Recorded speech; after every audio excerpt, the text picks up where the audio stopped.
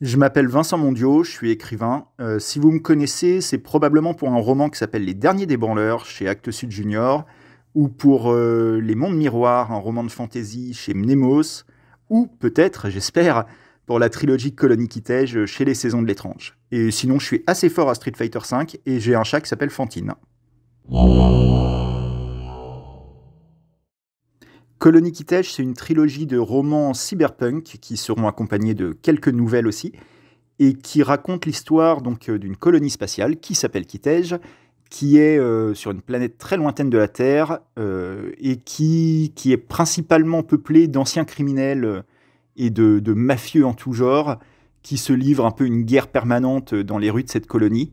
Colonie qui est organisée très verticalement en fait, en niveau. Il y a 10 niveaux et c'est un peu plus on monte, plus on est dans les couches riches de la population, on va dire.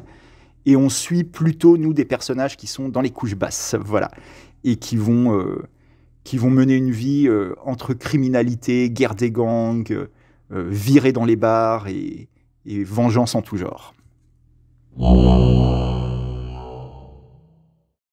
Le roman de cette année, c'est donc le deuxième de la série. Il s'appelle Élection et exécution et il raconte une histoire qui se passe un an après le premier roman, où le maire de la colonie, Auguste Shinto, qui est un peu le grand méchant de l'histoire, fait passer une loi pour interdire les modérateurs. Les modérateurs, c'est ces espèces de détectives privés, justiciers masqués, qui s'occupent de rendre la justice dans Kitej à la place d'une police très très corrompue. Et donc le maire veut interdire ces modérateurs, et contrairement à ce qu'on pourrait s'attendre, à ce à quoi on pourrait s'attendre, ça ne fait pas plaisir aux criminels qui voient là une tentative de renforcer la police surtout. Donc on va suivre Madame Azul, criminelle principale de la colonie, qui va mener une espèce de guerre contre la mairie, et en face va se retrouver opposé à Angel Zero, l'un des modérateurs les plus célèbres de Kitej. Et les deux vont s'affronter pour renverser le maire.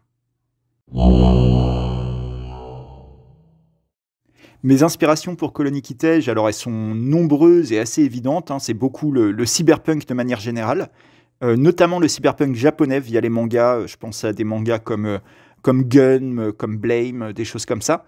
Je suis un très gros lecteur de mangas, donc ça a beaucoup influencé mon style d'écriture, ma mise en scène, mes personnages. J'aime bien les personnages très hauts en couleur. Donc voilà, c'est une grosse influence pour moi. Et également, je suis très inspiré pour cette série de la série de jeux vidéo Borderlands, qui est l'inspiration principale de Kitej, et série de jeux vidéo à laquelle je fais plusieurs références dans le roman. Je vous laisse les trouver si vous connaissez un petit peu ces jeux. Oui, carrément. Moi, si on m'offre une place sur un vaisseau spatial, je pars directement. L'exploration spatiale, bon, c'est un cliché de dire ça, mais c'est une de mes obsessions depuis que je suis gamin.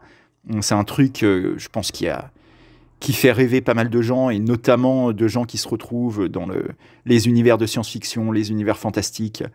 Oui, c'est un rêve très inaccessible, quoique Elon Musk va peut-être nous aider. Mais non, c'est une aventure que je serais prêt à vivre sans problème, hein.